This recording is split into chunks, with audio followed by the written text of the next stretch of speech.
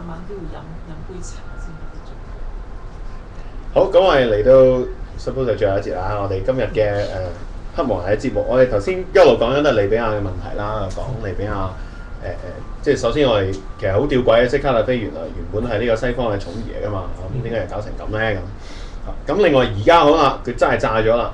究竟對於我哋觀察呢個西方嗰個整個呢個新自由主義同埋嗰個帝國主義嘅擴張，係咪有啲咩啟示可以講到出嚟咧？I think there's a very interesting kind of contradiction in the neoliberal order today.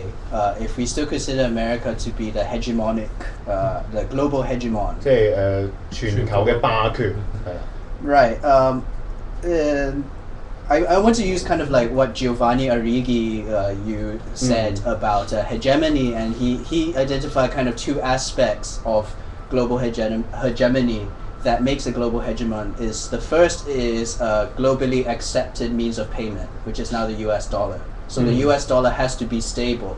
I mean, this is what's happening now is that after the financial crisis, everybody has bought US bonds because it is the most stable bet. It's the closest thing to the gold standard nowadays.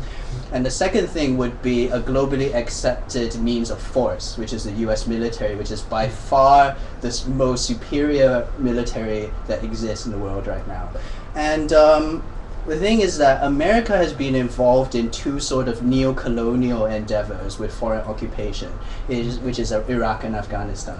And the interesting thing about our world is that because America is the global hegemon, all the other Western powers can kind of free ride on America's commitment of military forces and its injection of liquidity into the global market to try and stabilize the US dollar and try to stop it, try to即係而家美國嘅霸權係一個雙面劍嚟嘅，其實即係一方面固然啦，佢喺度揾到着數啦，因為佢揸住美元啦，同埋佢龐大軍事勢力啦，咁可以所謂釐定呢個國際秩序啦。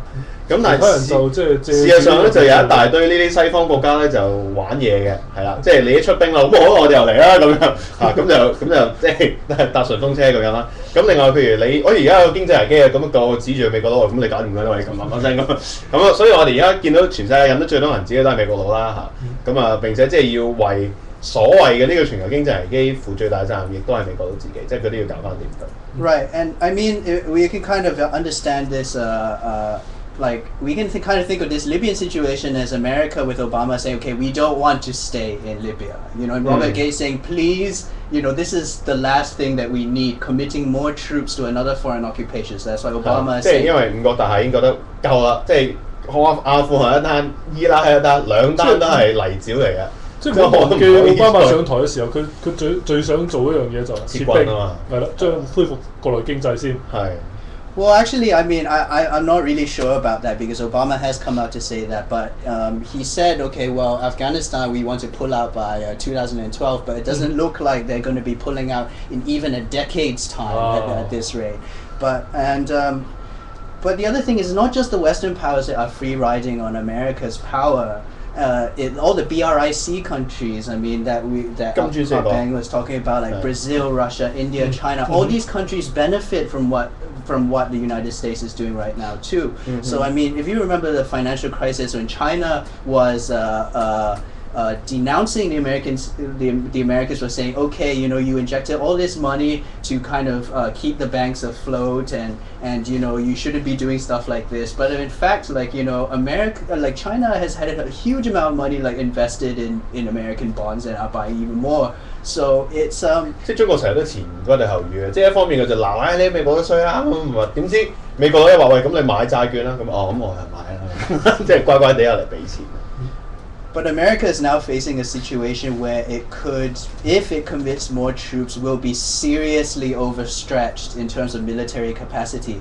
And if we think about what happened, I think a year and a half ago when Russia, I think it invaded Ukraine, right? During the war on terror, because America was so stretched militarily that Russia was able to say, okay, let's take advantage of this, and then 我哋都一齊嚟打反恐，我哋打Ukraine 啦咁樣，好啦，嚼佢咁樣。Right. 另外仲有一單啦，Georgia 嗰單教育局啊嗰單。Oh right, it was Russia invading Georgia, not the 係 Ukraine. 係 Georgia 即係頭先咁講係。But I mean, on a kind of ideological level, we have to think about why is France so enthusiastic? Why was France the first nation to, first of all, recognize the Transitional Council as being the official representative of the Libyan people? And why was France so gung-ho about this military intervention? Is because we have to remember that Sarkozy has been humiliated in front of the French people because from beginning to end, he supported Ben Ali. And he wanted the Tunisian revolution to be crushed. Right, and then now Sarkozy is so unpopular, and he has polls actually coming up this weekend, and it could be potentially devastating for him because there are elections next year.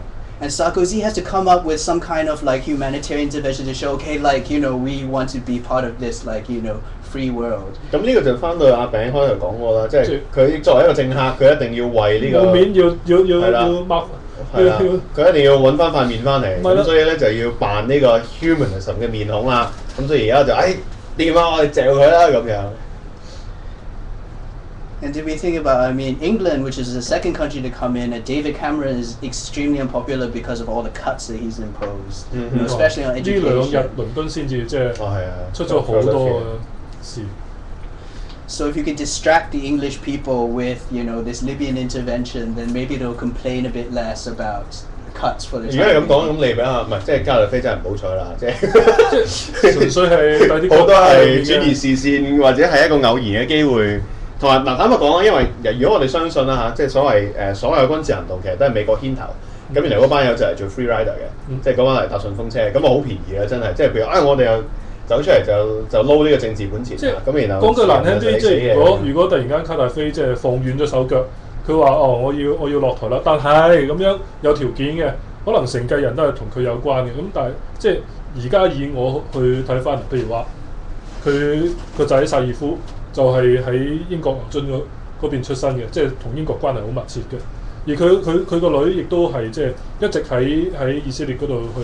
做一啲人道主義嘅救濟，佢其實係同法國好多團體好密切嘅，即係卡達菲去資助薩高士，其實都係透過佢女去做。咁變咗即係見到其實美國可能突然間發現，咦，原來呢啲咁嘅 free rider 已經喺度建立緊卡達菲以後嘅一啲聯繫，而美國佬可能係最冇聯繫嗰個。Yeah, I mean, actually, one rather embarrassing thing is that David Held, who is he runs Polity Books, and he has a chair, I think, at the London School of Economics. And Salif Gaddafi is actually one of his students. And 即係卡達菲個仔原來係 Polity 嘅即係阿 David Held 嘅學生嚟嘅，咁抵死，好多千絲萬縷關係嘅。And David Held David Held 都算係大學者喎，大佬，真係玩嘢喎呢啲。咁啊培養咗一個即係暴君嘅後代係一個明君都好嘅。點啊，當自己亞里士多德咁。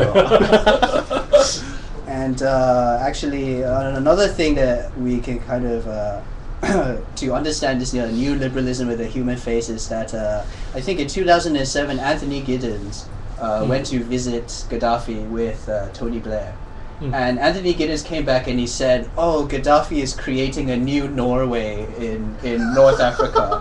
And it's going to be a shining example of, a kind of third way democracy. 好多人都好冇面啦呢一鑊真係。即係 Giddens 竟然可以講出呢咁嘅説話，不過 Giddens 成日都鳩出㗎啦，真係真係。But I mean, to kind of understand this Middle East situation, we have to see what actually America has been doing in the Middle East over the last few years. Is we all know one of the central issues in the Arab world is, of course, the Israel-Palestine conflict. And it used to be the case that Egypt saw itself as being the leader of this pan-Arab Middle East region that would be kind of self-sufficient, kind of like what's happening in South America right now with the Bolivarian countries. But now, I mean, Israel has positioned itself as being the leader of the Middle East, and I think I can't remember which Israeli minister came out and said, okay, now Egypt has declined, now watch Israel take the lead in the Middle East. And America is actually, with Israel, knitted together a series of countries with free trade agreements. It's Israel, Morocco, Bahrain, Oman, Jordan, and Egypt. And this is supposed to be a new free trade zone, kind of like the NAFTA, the FTA. They wanted to create a new free trade zone. And of course, Egypt has upset this situation.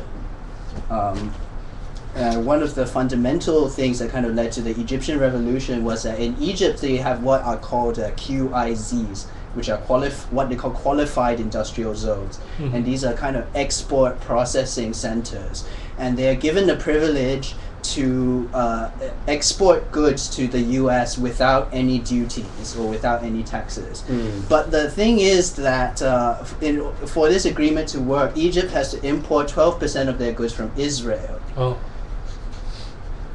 And of course, this leads to huge ideological tensions in Egypt because we know, like, you know, with the Muslim Brotherhood, and because Egypt is a very important, like the border between Egypt and Palestine. 呢個基本上就係為錢就向呢個西方帝國主義，仲要向以色列投誠啦。但係即係如果埃及嗰邊嘅人即係睇過下中國發展嘅歷史，其實即係中國好長時間都係即係代替咗日本去出口東西俾美國。而佢喺個咁嘅過程裏面，即係強化咗自己個工業生產個力量。咁點解呢一樣嘢即係我哋發覺埃及裏面冇人會去嘗試咁諗呢？係因為佢冇一個強大嘅政權咧，定係話佢危機已經係去到一個好後嘅階段，根本就唔可以咁樣去諗嘢？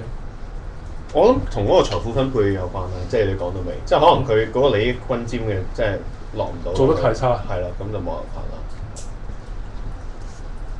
咁啊Have you anything to add？ 即係你仲有冇咩補充？最後有冇啲咩展望咁？I don't know. You think we should have one more？